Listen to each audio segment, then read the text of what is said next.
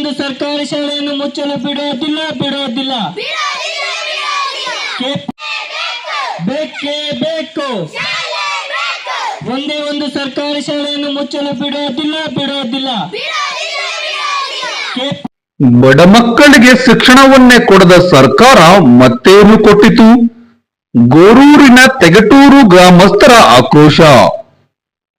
ಗೋರೂರು ಗ್ರಾಮ ಪಂಚಾಯತಿ ವ್ಯಾಪ್ತಿಯಲ್ಲಿ ಬರುವ ತೆಗಟೂರು ಸರ್ಕಾರಿ ಕಿರಿಯ ಪ್ರಾಥಮಿಕ ಶಾಲೆಯನ್ನು ಗೋರೂರಿನ ಕೆಪಿಎಸ್ ಮ್ಯಾಗ್ನೆಟ್ ಶಾಲೆಗೆ ವಿಲೀನಗೊಳಿಸುವ ಮೂಲಕ ಮುಚ್ಚುವುದನ್ನು ವಿರೋಧಿಸಿ ಎಐಡಿಎಸ್ಒ ವಿದ್ಯಾರ್ಥಿ ಸಂಘಟನೆಯ ನೇತೃತ್ವದಲ್ಲಿ ತೆಗಟೂರು ಗ್ರಾಮಸ್ಥರು ವಿದ್ಯಾರ್ಥಿಗಳೊಂದಿಗೆ ಹೋರಾಟ ನಡೆಯಿತು.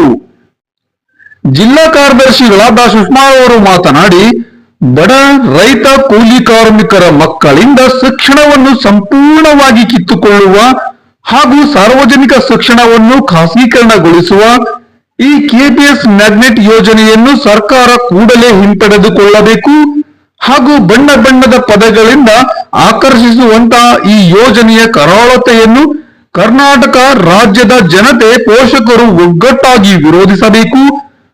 ಗೋರೂರಿನಲ್ಲಿ ಕೆಪಿಎಸ್ ಮ್ಯಾಗ್ನೆಟ್ ಶಾಲೆ ಮಾಡಿ ತೆಗಟೂರು ಗ್ರಾಮದ ಸರ್ಕಾರಿ ಕಿರಿಯ ಪ್ರಾಥಮಿಕ ಶಾಲೆಯನ್ನು ಮುಚ್ಚಲು ಹೊರಟಿರುವ ಸರ್ಕಾರದ ನಿಲುವನ್ನು ವಿರೋಧಿಸುತ್ತಾ ನಮ್ಮೂರಿನ ಶಾಲೆಯನ್ನು ಉಳಿಸಲು ನಾವೆಲ್ಲರೂ ಭದ್ರಕೋಟೆಯಾಗಿ ನಿಲ್ಲಬೇಕು ಎಂದರು.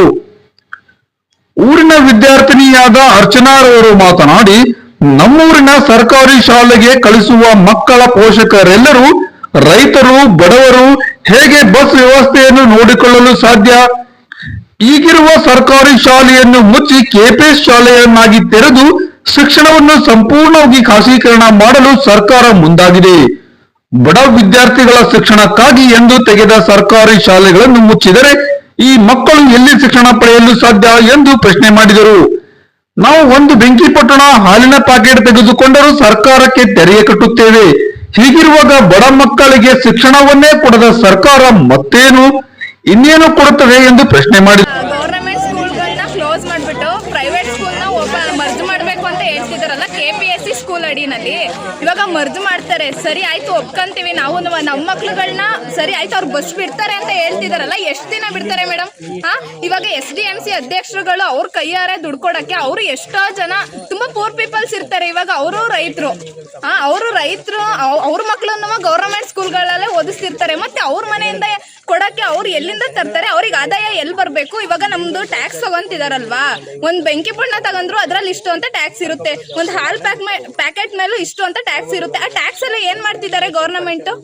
ಏನ್ ಮಾಡ್ತಿದ್ದಾರೆ? ಇವಾಗ ಗವರ್ನಮೆಂಟ್ ಸ್ಕೂಲ್ಗಳನ್ನ ಮುಚ್ತೀವಿ ಅಂತ ಹೇಳ್ತಿದಾರಲ್ಲ, ಇವಾಗ ಇದನ್ನು ಮಾಡ್ತಾರೆ. ನೆಕ್ಸ್ಟ್ KPSC ಸ್ಕೂಲ್ ಓಪನ್ ಮಾಡ್ತಾರಲ್ವಾ, ಅದನ್ನು ಕ್ಲೋಸ್ ಮಾಡ್ತಾರೆ. ಅವಾಗ ಟೋಟಲ್ ಪ್ರೈವೇಟಿಗೆ ಮರ್ಜ್ ಮಾಡ್ತಾರೆ ಮೇಡಮ್. ಅವಾಗ ಪ್ರೈವೇಟ್ ಮಕ್ಳು ಇವಾಗ ಇಷ್ಟನ್ನೇ ಕೊಟ್ಟು ಓದಿಸ್ತಿದ್ದೀರಲ್ವಾ, ಇನ್ನೊಂದು 5-10 ಸಾವಿರ ಜಾಸ್ತಿ ಕೊಟ್ಬಿಟ್ಟು ಪ್ರೈವೇಟ್ ಸ್ಕೂಲ್ಗಳಲ್ಲೇ ಓದಿಸಿ ಅಂತ ಕೇಳ್ತಾರೆ ಅವರು. ಅವಾಗ ಹಂಗೆ ಕೇಳಿದಾಗ ಇವಾಗ ಎಷ್ಟೋ ಜನ ಮಕ್ಳುಗಳು ಬಡ ಸ್ಕೂಲು ಮತ್ತೆ ಇವಾಗ ಬಡ ವಿದ್ಯಾರ್ಥಿಗಳಿಗೆ ಅಂತಾನೆ ಅಲ್ವಾ ಗವರ್ನಮೆಂಟ್ ಸ್ಕೂಲ್ ಅಂತ ಮಾಡಿರೋದು. ಅವ್ರುಗಳೇ ಪ್ರೈವೇಟ್ ಸ್ಕೂಲ್ಗೆ ಹೋಗಿ ಓದಂಗಾದ್ರೆ ಮತ್ತೆ ಇನ್ನು ಎಲ್ಲಿ ಮೇಡಮ್ ಸರ್ಕಾರ ನಮ್ಗೆ ಏನ್ ಸವಲತ್ತು ಒದಗಿಸುತ್ತೆ? ಏನ್ ಕೊಡುತ್ತೆ ಸರ್ಕಾರ ನಮ್ಗೆ? ನಂತರ ಊರಿನ ಗ್ರಾಮಸ್ಥರು ಸೂಚಿಸಿದಂತೆ ಸರ್ಕಾರಿ ಶಾಲೆ ಉಳಿಸಿ ಸಮಿತಿ ಮಾಡಲಾಯಿತು. ಅಧ್ಯಕ್ಷರಾಗಿ ರಮೇಶ್, ಉಪಾಧ್ಯಕ್ಷರಾಗಿ ಛಾಯ್ ಕುಮಾರ್ ಮತ್ತು ಸುದೀಪ್ ಹಾಗೂ ಕಾರ್ಯದರ್ಶಿಯಾಗಿ ಮಮತಾ, ಇನ್ನುಳಿದ ಊರಿನ ಗ್ರಾಮಸ್ಥರು ಪದಾಧಿಕಾರಿಗಳನ್ನಾಗಿ ಆಯ್ಕೆ ಮಾಡಲಾಯಿತು. ಪ್ರತಿಭಟನೆಯಲ್ಲಿ ಜಿಲ್ಲಾ ಉಪಾಧ್ಯಕ್ಷರಾದ ಅಭಿಷೇಕ್, ಗ್ರಾಮಸ್ಥರಾದ ರಾಜು, ಮಮತಾ, ಗೀತಾ, ಅಮೂಲ್ಯ, ಯೋಗೇಶ್, ಚಂದ್ರಾವತಿ, ರಾಧಾ, ದಾಮಿನಿ, ತೀರ್ಥ ಕುಮಾರ್, ರೇಖಾ, ಶಾಲೆಯ ವಿದ್ಯಾರ್ಥಿಗಳು ಸೇರಿದಂತೆ ಇನ್ನಿತರ ಸಂದರ್ಭದಲ್ಲಿ ಉಪಸ್ಥಿತರಿದ್ದರು.